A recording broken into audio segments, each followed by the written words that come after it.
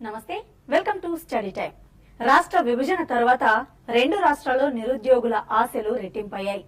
నీళ్లు, నిధులు, ఉద్యోగాల కోసం పోరాటం చేసిన తెలంగాణలో తీవ్ర ప్రతిఘటనలతో పలు ఉద్యోగాలకు నోటిఫికేషన్ విడుదలై పరీక్షలు, నియామకాలు మొదలయ్యాయి.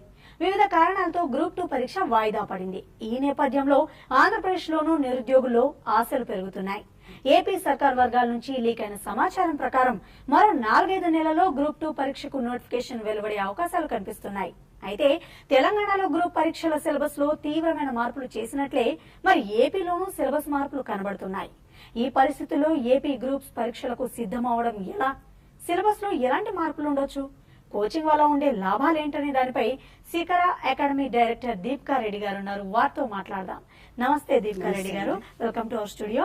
దీపికా రెడ్డి గారు, ఇప్పుడు మామూలుగా ఈ గ్రూప్స్ పరీక్షల గురించి తీసుకున్నట్లయితే ఏపీ గ్రూప్ పరీక్షలకు సంబంధించి ఏదైనా మార్పు చేసే అవకాశం ఉందా? అంటే రెగ్యులర్ గా ఇప్పుడు 3 పేపర్లకు సంబంధించే కాకుండా ఇంకేమైనా యాడ్ చేస్తారా? పాత విధానాన్ని కొనసాగిస్తారంటారా?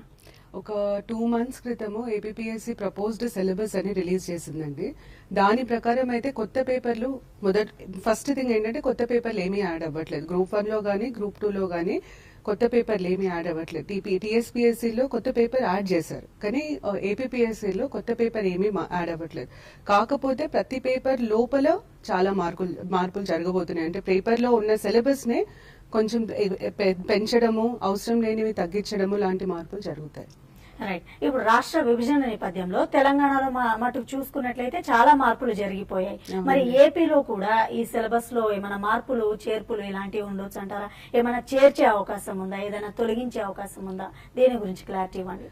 పేపర్ 1 లో జనరల్ స్టడీస్ అంటామండి మనం దాన్ని.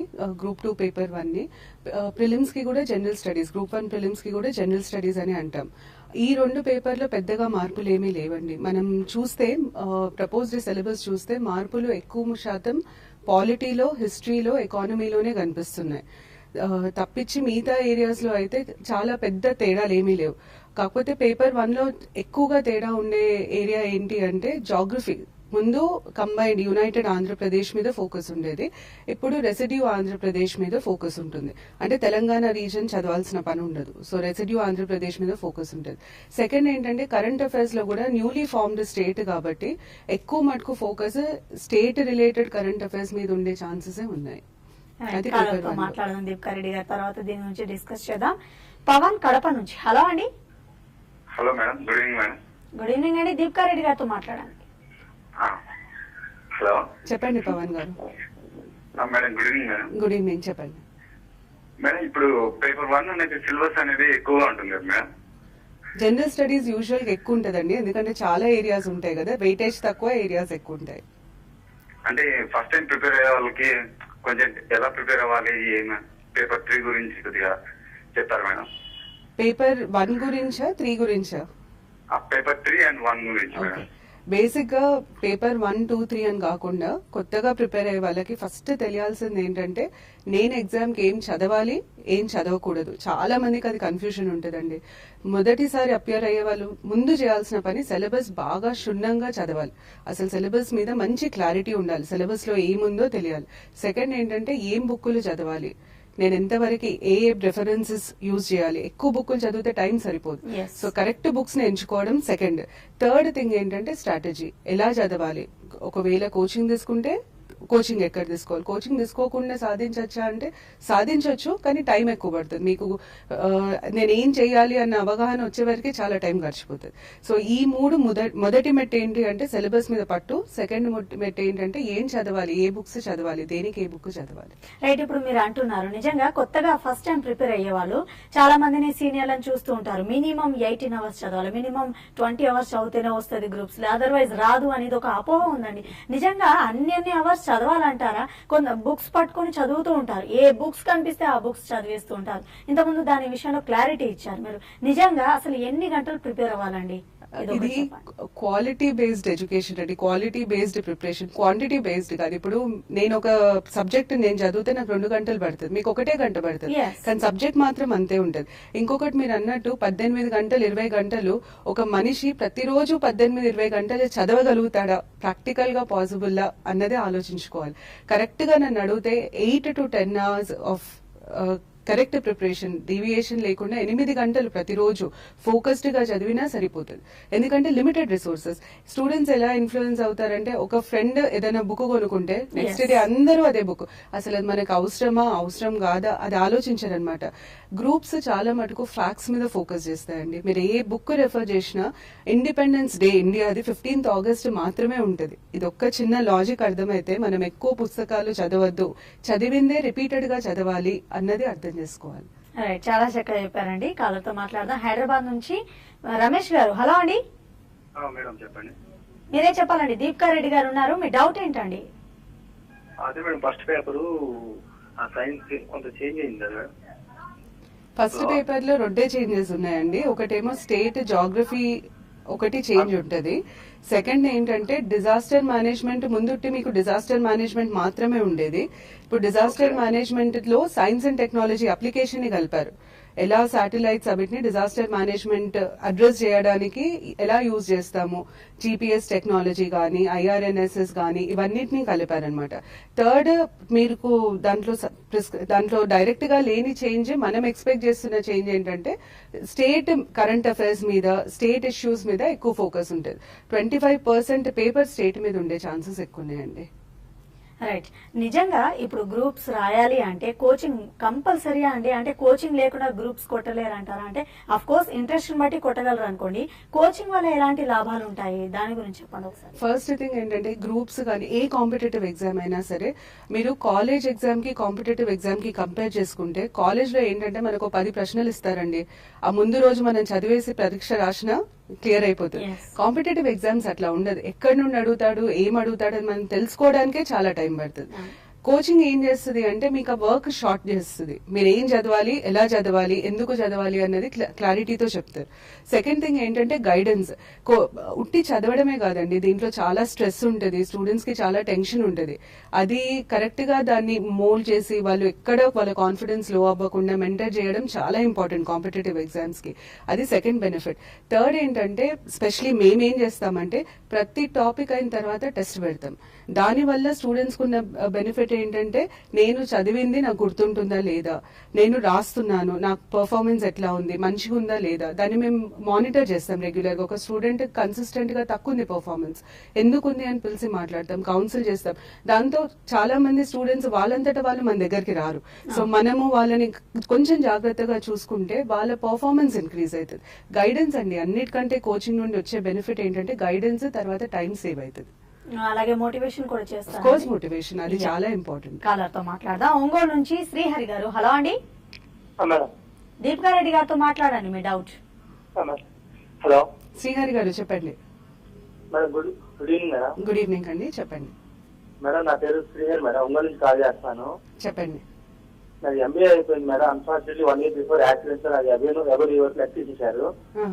అంటే మా సిస్టమ్ సజెషన్ ఏంటంటే గవర్నమెంట్ జాబ్ అయితే లైఫ్ సెక్యూర్ ఉంటుంది, బాగుంటది, ప్రిపేర్ అవ్వని అంటున్నారు. నేను అది కనుక్కోమంటున్నాను మేడం. మాది విలేజ్ అయితే ఇక్కడ మా హైదరాబాద్ లో మా ఫ్రెండ్స్ కూడా కనుక్కుంటున్నారు. అది ఎలా బాగుంటది ఏంటంటే మీరు చూసి కాల్ చేసి కనుక్కున్నాను అనుకుంటున్నాను. మీకు అన్ఫార్చునేట్ అండి మీ యాక్సిడెంట్. గవర్నమెంట్ జాబ్ అయితే వాళ్ళు అన్నట్టుగానే సెక్యూరిటీ ఉంటుందండి. ఒక్కసారి మనం జాబ్ లో అన్నిటికంటే ముందు గవర్నమెంట్ జాబ్ ఎందుకు ప్రిఫర్ చేస్తారు అంటే సెక్యూరిటీ. సెకండ్ థింగ్ ఏంటంటే అఫ్ కోర్స్ పవర్. ఇప్పుడు తిరుపతి దర్శనకి వెళ్ళి మీరు ఒక గవర్నమెంట్ ఎంప్లాయీ కార్డ్ చూపిస్తే దేవుడి దగ్గర దర్శనం తొందరగా అవుతుంది. సో ఈ 2 రీజన్స్ కి మీ విషయానికి వస్తే మీరు కొంచెం శ్రద్ధగా చదువుకుంటే PH కి కూడా రిజర్వేషన్ ఉంటుంది. సో దాని వల్ల మీకు ఈజీగా క్లియర్ అయ్యే ఛాన్సెస్, జాబ్ వచ్చే ఛాన్సెస్ ఎక్కువ ఉంటాయి. రైట్. ఇప్పుడు సిలబస్ విషయానికి తీసుకుంటే పాలిటీ విషయంలో కొంచెం చేంజెస్ రావచ్చు అని అంటున్నారు. అంటే మరింత డెప్త్ గా విశ్లేషణ ప్రకారం ఇలా అడిగే ఛాన్సెస్ ఉన్నాయా, లేదంటే మామూలుగా అంటే ఇంతకు ముందు లాగానే ఉండే ఏమైనా అవకాశం ఉందంట? క్వాలిటీలో సిలబస్ అయితే మారిందండి. వాళ్ళు ప్రపోజ్ చేసిన సిలబస్ మనం గమనించుకుంటే ఫస్ట్ మార్పు ఏంటంటే వెయిటేజ్ అంతే 75 మార్క్స్, కానీ ముందున్న సిలబస్ కి కొత్తగా ఒక 2-3 చాప్టర్స్ యాడ్ చేశారు, 3 చాప్టర్స్ యాడ్ చేశారు. ఇంకొకటి ఏంటంటే ముందు కూడా local self government Panchayat Raj వ్యవస్థ గురించి ఉండింది, కానీ ఉట్టి కాన్స్టిట్యూషనల్ ప్రొవిజన్స్ మాత్రమే ఉండే. ఇప్పుడు అవి కాకుండా కమిటీస్, పంచాయత్ రాజ్ మీద కాన్స్టిట్యూట్ చేసిన కమిటీస్ ఇవన్నీ యాడ్ చేశారు. సో ఈ సిలబస్ లో ఉన్న మార్పులు మనం గమనిస్తే కొంచెం డెప్త్ గా అడిగే ఛాన్సెస్ ఎక్కువ ఉన్నాయండి. ఉట్టి ఏముందో అడగకుండా అది ఎందుకుందో అడిగే ఛాన్సెస్ కూడా ఉన్నాయి. మాట్లాడదామండి. హైదరాబాద్ నుంచి లోకేష్ గారు. హలో అండి. Hello madam, good evening madam. Good evening. Deepika Reddy గారితో మీ డౌట్ ఏంటో అడగండి. Madam good evening madam. Good evening Lokesh, చెప్పండి. ఇది నేను ఇప్పుడు లైవ్ లో చూస్తున్నాను, మే 9 నుంచి బ్యాచెస్ స్టార్ట్ అవుతుంది. అవునండి. సో ఒక్కసారి ఫీజ్ స్ట్రక్చర్ ఎలా ఉంటుందో చెప్తే దాన్ని బట్టి జాయిన్ అవడానికి ఛాన్స్ ఉంది కదా. ఓకే, నేను ఈ ప్లాట్ఫామ్ మీద అయితే నేను చెప్పను, కానీ మీరు అడుగుతున్నారు కాబట్టి 16,500 ఛార్జ్ చేస్తామండి గ్రూప్ 2కి అయితే. మా దగ్గర స్ట్రెంత్ లిమిటెడ్ ఉంటుంది, 100 స్టూడెంట్స్ కంటే ఎక్కువ తీసుకోము ఒక బ్యాచ్ కి, మాక్సిమం 100. మీరు బయట చూస్తే సినిమా ఫంక్షన్ హాల్ అక్కడ తీసుకొని 500-600 స్టూడెంట్స్ ని పెడతారు. మా దగ్గర అప్రోచ్ ఉండదు, కంపల్సరీగా 100కే లిమిట్ చేస్తాం. ఎందుకంటే 100 అయితేనే నేను పర్సనల్ అటెన్షన్ ఇవ్వగలుగుతాను, 100 దాటితే మాకు పర్సనల్ అటెన్షన్ ఇచ్చే ఛాన్స్ ఉండదు. స్ట్రెంత్ లిమిటెడ్ ఉంటుంది, 16,500 ఫీజు. ఎవరికన్నా ఏదైనా ప్రాబ్లం ఉండి ఏదైనా ఉంటే మేనేజ్మెంట్ అప్రోచ్ అయితే కన్సిడర్ చేస్తారు. రైట్, చాలా చక్కగా చెప్పారండి. మరి కాలర్తో మాట్లాడిన ఏలూరు నుంచి రామకృష్ణ గారు. హలో అండి. Good evening madam. Good evening అండి. డౌట్ ఏంటండి? మేడం తో మాట్లాడతాను. చెప్పండి రామకృష్ణ గారు. Madam good evening madam. Good evening, చెప్పండి. మేడం ఇప్పుడు ఫస్ట్ పేపర్ లో జనరల్ సైన్స్ తీసేసారు అని, అంటే సిలబస్ యాక్చువల్లీ కొత్త సిలబస్ పెట్టారు కదా సైన్స్. అవునండి, అవునండి. దాంట్లో జనరల్ సైన్స్ అనేది తీసేసినట్టుగా ఉంది, జనరల్ సైన్స్ ఎక్కడ మెన్షన్ చేయలేదు మేడం. అవునండి, అవునండి. అంటే జనరల్ స్టడీస్ చదివే పని లేదు, జనరల్ సైన్స్ చదివే పని లేదు మేడం. జనరల్ సైన్స్ అయితే ఇప్పటికీ మెన్షన్ చేయలేదు, కాకపోతే నేను చెప్పినట్టు సైన్స్ అండ్ టెక్నాలజీలో కొన్ని పార్ట్స్ యాడ్ చేశారండి. సో దానికి మీకు బేసిక్ సైన్సెస్ ఐడియా అయితే ఉండాల్సి వస్తుంది. రైట్, మనం బ్రేక్ కి ముందు అనుకున్నట్టు ఏపీ హిస్టరీలో తెలంగాణ శాతవాహనులు ఇలాంటి సిలబస్ మొత్తం తీసేశారండి, కొత్తగా ఏమైనా యాడ్ చేశారా? ఫస్ట్ థింగ్ ఏంటంటే ఏపీ హిస్టరీ ముందు శాతవాహనులతోనే స్టార్ట్ అయ్యేది, యునైటెడ్ ఏపీ ఉన్నప్పుడు. ఇప్పుడు శాతవాహనులతో స్టార్ట్ అవ్వకుండా అసలు ఆంధ్రదేశ అనే కాన్సెప్ట్ ఎక్కడి నుండి మొదలైంది అనే దగ్గర మొదలైంది. సెకండ్ ఏంటంటే శాతవాహనాస్ ఉంది, కానీ కాకతీయస్ ఎక్కడ డైరెక్ట్ మెన్షన్ చేయలేదు. కానీ మీరు సిలబస్ గమనిస్తే అన్నిటికంటే పెద్ద మార్పు ఏంటంటే తెలంగాణ ఆర్మ్డ్ స్ట్రగుల్ ఒక యూనిట్ ఉండేది లాస్ట్ టైం, ఆ మొత్తం పీపుల్స్ ఆర్మ్డ్ స్ట్రగుల్ తీసేశారు సిలబస్ నుండి. ఇంకొక చేంజ్ ఏంటంటే 2014 వరకు జరిగిన ఇన్సిడెంట్స్, అంటే కొత్త రాష్ట్రం ఫామ్ అయ్యే వరకు జరిగిన ఇన్సిడెంట్స్ అన్నిటినీ ఇంక్లూడ్ చేశారు. రైట్, కాలర్తో మాట్లాడదామండి. రాజమండ్రి నుంచి శివ గణేష్ గారు. హలో అండి. Good morning. Good evening. Good evening అండి. దీపికా రెడ్డితో డౌట్ అడగండి. మేడం నాది ఇప్పుడు good evening madam. Good evening అండి, చెప్పండి. నాది ఇప్పుడు ఇంటర్ అయిపోయింది మేడం ప్రస్తుతం. ఓకే, అయితే నేను ఇప్పటి నుంచి గ్రూప్స్ కి కోచింగ్ తీసుకుందాం అనుకుంటున్నాను మేడం. మీరు ఇంటర్ అయిపోయింది గ్రూప్స్ కి కోచింగ్ తీసుకుంటాను అంటే నేనైతే ఇమీడియట్ ఇంటర్ అవ్వగానే అయితే సజెస్ట్ చేయనండి. ఎందుకంటే గ్రూప్స్ అర్థం చేసుకోవడానికి, దాంట్లో ఉన్న అనాలిసిస్ ని అర్థం చేసుకోవడానికి కనీసం సెకండ్ ఇయర్ నుండి కోచింగ్ తీసుకుంటే బెటర్.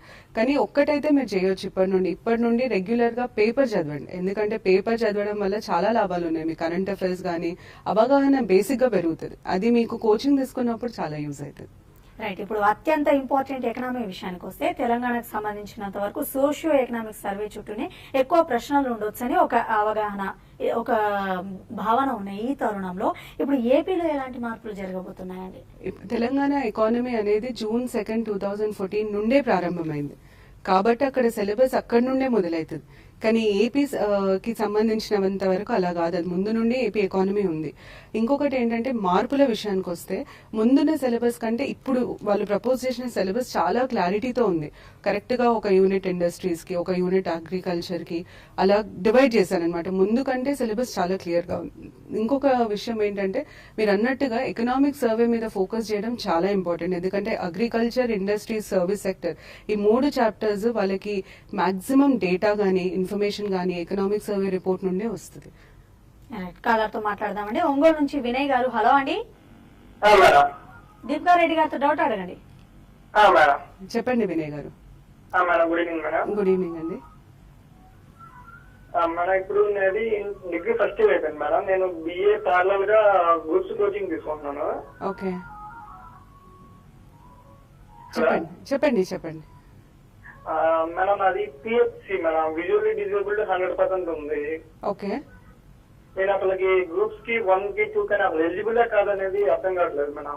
కొన్ని పోస్టులకు అలౌ చేస్తారండి. నాకు ఇంతకు మున్పు ఉండే ఈ 100% విజువల్లీ హ్యాండిక్యాప్డ్ స్టూడెంట్స్ ఉండే, వాళ్ళు గ్రూప్స్ కి ప్రిపేర్ అయ్యారు, కానీ దానికంటే ముందే వాళ్ళకి ఎస్ఎస్సి వచ్చేసింది, జాయిన్ అయిపోయారు. సో వాళ్ళకి రిజర్వేషన్ ఉంటుంది, కానీ అన్ని పోస్టులకి అలౌ చేయరు, కొన్ని పోస్టులకు మాత్రమే అలౌ చేస్తారు. ఓకే, చిత్తూరు నుంచి త్యాగరాజు గారు, హలో అండి. నమస్కారం మేడం.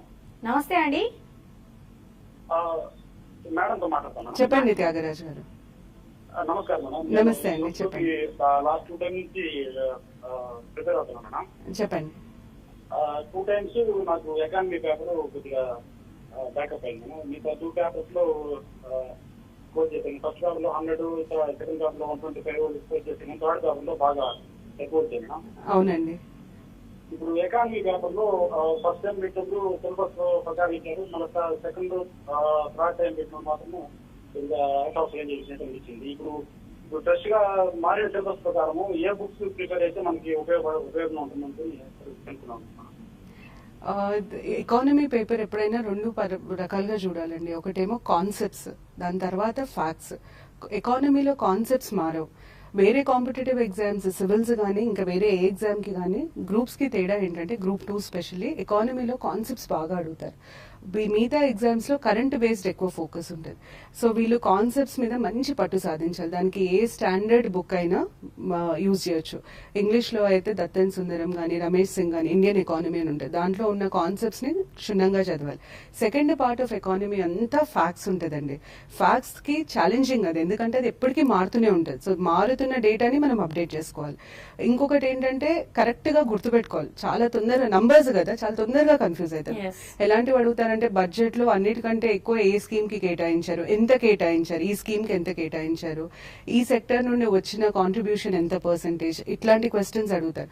అవన్నిటికీ ఎకనామిక్ సర్వేని చాలా బాగా చదవాలి. ఎకనామిక్ సర్వే, బడ్జెట్ హైలైట్స్, ఇవి చాలా బాగా చదవాలి. సో మీరు ఇట్లా విభజించి కాన్సెప్ట్స్ అని, తర్వాత ఫ్యాక్ట్స్ అని విభజించి చదివితే ఈజీ అవుతుంది. కాన్సెప్ట్స్ అనేది మారదు, దానికి రివిజన్.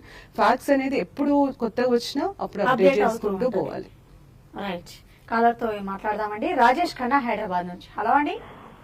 హలో, గుడ్ ఈవినింగ్ అండి. దీపికా రెడ్డి గారితో డౌట్ అడగండి. చెప్పండి రాజేష్ గారు. గుడ్ ఈవినింగ్, చెప్పండి. మేడం, పేపర్ 3 లో ఏమైనా చేంజెస్ ఉన్నాయా మేడం? పేపర్ 3లో చేంజెస్ అంటే, ఫస్ట్ థింగ్ ఏంటంటే మీకు సిలబస్ కొంచెం క్లియర్ గా ఇచ్చారు, కొన్ని టాపిక్స్ తీసేశారు. ఇంకొకటి ఏంటంటే, ముందు service sector, industrial sector, agriculture sector ఇట్లా డివిజన్ లేకుండే తెలంగాణ ఎకానమీలో. ఇప్పుడు ఆ క్లియర్ డివిజన్ ఉంది. ఒక యూనిట్ సర్వీస్ సెక్టర్, ఒక యూనిట్ అగ్రికల్చర్ సెక్టర్, ఒక యూనిట్ ఇండస్ట్రియల్ సెక్టర్. అది తప్పించి పెద్దగా టాపిక్స్ లో అయితే మార్పులు లేవండి. కాకపోతే అప్డేట్ చేశారు. ముందు ప్లానింగ్ కమిషన్ ఉండేది, ఇప్పుడు నీతి ఆయోగ్ దాకా అప్డేట్ చేశారు. ఓకే, అనంతపురం నుంచి సుబ్రహ్మణ్యం గారు, హలో అండి. హలో, దీపికా రెడ్డి గారు ఉన్నారండి, మీ డౌట్ అడగొచ్చు. హలో సుబ్రహ్మణ్యం గారు, చెప్పండి. Good evening madam. గ్రూప్స్ గురించి అదే డిస్కషన్ చేస్తున్నారు కదా, అక్కడ మీరు ఇంగ్లీష్ మీడియం అన్నారు, అక్కడ కోచింగ్ సెంటర్. అవునండి. మేడం, తెలుగు మీడియం ఏమైనా చేస్తారు మేడం మీ కోచింగ్ సెంటర్? తెలుగు మీడియం నేను తెలుగు ఎందుకు ఇప్పటి వరకు మేము వెంచర్ చేయలేదు, ఎందుకు అంటే నాది కోర్ ఇంగ్లీష్ అండి.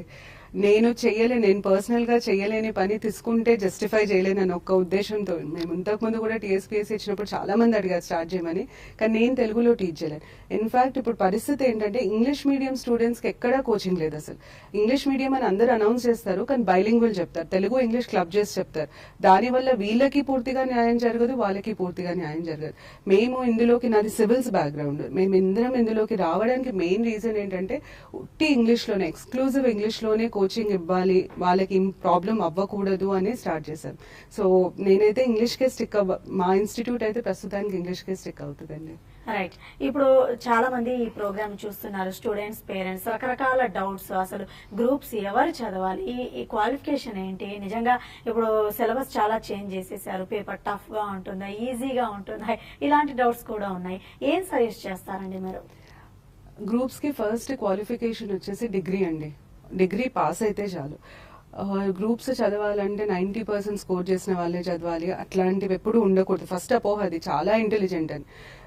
గ్రూప్స్ కి చదివే వాళ్ళకి ఇంటెలిజెన్స్ కంటే మోటివేషన్ చాలా ఇంపార్టెంట్ అండి. ఎందుకంటే కుదురుగా కూర్చొని చదవాలంటే మనకు అది నచ్చితేనే మనం కుదురుగా కూర్చొని చదువుతాం. సో స్టూడెంట్ కి తనంతట తాను నాకు ఇది కావాలి అనుకున్న ప్రతి ఒక్కరూ సాధించవచ్చు గ్రూప్స్. పేరెంట్స్ ఫోర్స్ వల్లనో ఇంకేదో రీజన్ వల్లనో అంటే కష్టం గ్రూప్స్, ఎందుకంటే వాళ్ళకి సెల్ఫ్ ఇనిషియేషన్ మోటివేషన్ చాలా ఎక్కువ ఉండాలి. అది ఫస్ట్ పాయింట్. సెకండ్ పాయింట్ ఏంటి అంటే నేను చెప్పినట్టుగానే ముందు సిలబస్ మీద కంప్లీట్ అవేర్నెస్, దాని తర్వాత ఏ బుక్ చదవాలి, ఎంతవరకు ఏది చదవాలి, అది తర్వాత కోచింగ్ సెంటర్ ఎన్నుకోవడం కూడా చాలా ఇంపార్టెంట్. అడ్వర్టైజ్మెంట్స్ అవి ఇవి చూసే కంటే ఒక 2-3 రోజులు అటెండ్ అవ్వండి ఫస్ట్. మీకు కరెక్ట్ గా ఉంది అనిపిస్తేనే జాయిన్ అవ్వండి. ఇంకొక ఇంపార్టెంట్ థింగ్ ఏంటంటే ప్రిపేర్ అయ్యే చాలా మంది చేసే తప్పు, ఇప్పుడు వినే వాళ్ళు చాలా మంది అగ్రీ చేస్తారు నేను అనేదానికి, వాళ్ళు ఏం చేస్తారంటే చదువుకుంటూ పోతారనమాట. నేను చదువుకుంటూ పోతున్నాను కానీ నేను చదివింది నాకు గుర్తుంటుందా లేదా అని ఒక్క నిమిషం కూడా ఆలోచించారు. ఎప్పుడైనా కాంపిటేటివ్ ఎగ్జామ్ కి ప్రిపేర్ అయితే బ్యాలెన్స్ ఉండాలి. చదవాలి, చదువుతో పాటు చాలా టెస్ట్ రాయాలి. దానివల్ల అసలు నాకు ఎంత గుర్తుంటుంది అన్నది ఒకటి తెలుస్తుంది. ఇంకొకటి మనం ఎక్కడన్నా తప్పులు చేస్తున్నాం, నాకు ఇప్పుడు ఫ్యాక్ట్స్ ఇది నా వీక్ ఏరియా అన్నది ఐడెంటిఫై చేయడానికి టెస్ట్ చాలా హెల్ప్ చేస్తాయి. సో ఖచ్చితంగా మీరు ప్రతి టాపిక్ తర్వాత ప్రతి సబ్జెక్ట్ తర్వాత బాగా టెస్టులు రాయగలిగితే మీకు చాలా బెనిఫిట్ ఉంటుంది. ఇది ఒకటి. తర్వాత దొరికిన ప్రతి బుక్ చదవద్దు.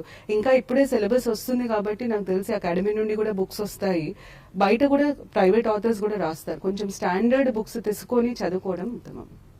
చాలా చక్కగా తెలియసారు దీపికా రెడ్డి గారు. కాలర్స్ యొక్క డౌట్స్ ని క్లారిఫై చేశారు. థ్యాంక్ యూ సో మచ్ అండి. థ్యాంక్ యూ అండి. ఎస్, విన్నారు కదండి. గ్రూప్స్ అనగానే దొరికిన అన్ని పుస్తకాలు చదవకుండా సిలబస్ పై కంప్లీట్ అవగాహన ఉంచుకొని ఎవరో ఫోర్స్ చేశారని కాకుండా ఇష్టంగా కష్టపడి చదివితే ప్రతి ఒక్కరు ఎవరైనా కూడా గ్రూప్స్ సాధించవచ్చని దీపికా రెడ్డి గారు అంటున్నారు. ఇది ఇవాల్టి study time. Keep watching TV5.